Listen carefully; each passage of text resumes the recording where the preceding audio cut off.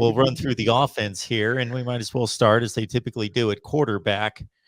I ran a poll today because I think pretty simple to say, and with Twitter giving you 4 slots if you run a poll, that Heisman Trophy candidates would be at the head of the list. Bryce Young, and he, of course, won it last year. Will Anderson at Alabama, best defensive player in the country. C.J. Stroud, who did what he did, and I threw in there Caleb Williams. But I don't know. Tyler Van Dyke certainly got a lot of write-in votes, and by season's end, he had grown a lot in 8 or 9 games. Absolutely. There's a lot going on with that quarterback position, Mark. And, I've been kind of careful in the way that I approach it. And here's why I say that.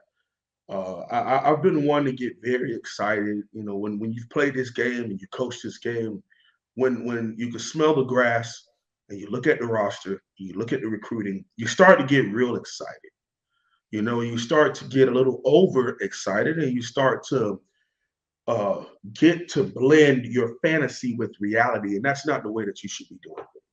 When it comes to TBD, what he's put out there on film is very, very good. And in certain conversations, you can argue great is where you want to start to lean. Now, the whole first overall pick, best arm in college football, biggest arm in college football, elite, Heisman, that kind of stuff, you're well within your right to have that view. And I think he can at least be in the conversation. But there's a lot of growth that I can't wait to see from the young man. I can't wait to see what's going to happen with Coach Josh Gaddis, Coach Frank Bounce, and TBD coming together and see what they can piece together. We haven't seen what this offense can do just yet. It would be a little different if we still had Coach Red Lashley, because we've seen the Red Lashley offense. We've seen what it can do. We've seen what TBD can do in it. We've seen, once we embrace the spread as opposed to trying to run the ball all the damn time, what was happening with TBD and how he started to really pick people apart, and put the game in his hands and let him go and just get out the way. So it's like, hey, we're excited about it. And the other cause to pause is what happened over in Oregon with Coach Mario Cristobal and Justin Herbert. Now, yes, he had a different offensive coordinator, different level of philosophy, and he's been very public and open about him learning from that experience. The Chargers got a young man, and they have a quarterback that Coach Cristobal didn't even know the caliber he had, because the offense they ran was really run-centric, featuring the quarterback and some wide receivers. We're hoping that that's not what we see now. We're hoping that we see Tyler Van Dyke be the nucleus, and everything else is byproduct of what TVD can do. Of course, the offensive line is there too, but as far as the run game works off of TVD's passing game, the wide receivers are also embraced in what TVD brings to the table, as opposed to it being run the ball, blow people off the ball, play action, then TVD comes. No. He is one of the better quarterbacks, and in some people's argument, the best. So lean into that. He is the best player on our team. That's just simple. He's the best player on our team.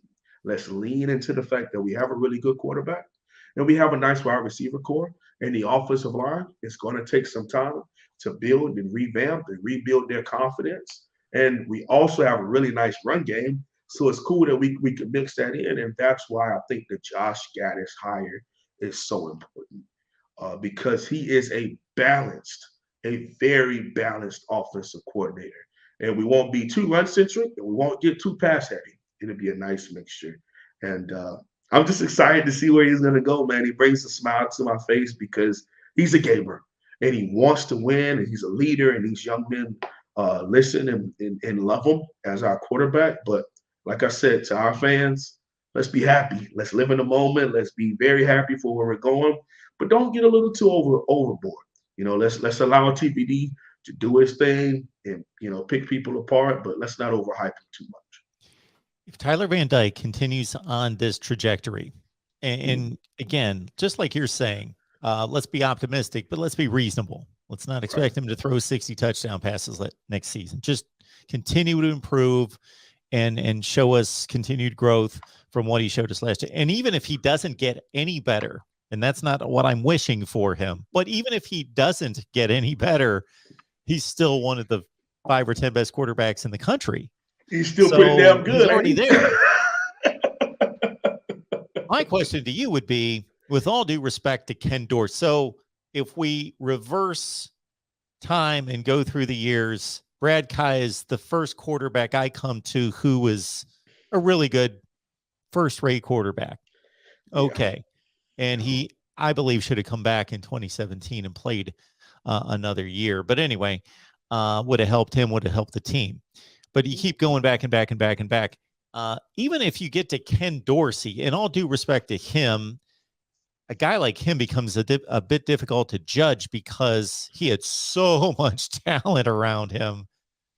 And he wasn't an elite quarterback, and he showed that in the pros, but he hung around the NFL, so he was good enough to make the league and play a little bit. Tyler Van Dyke could be the best Miami quarterback since those guys that went to the NFL and became like tremendous players, Jim Kelly, Bernie Kosar, those guys.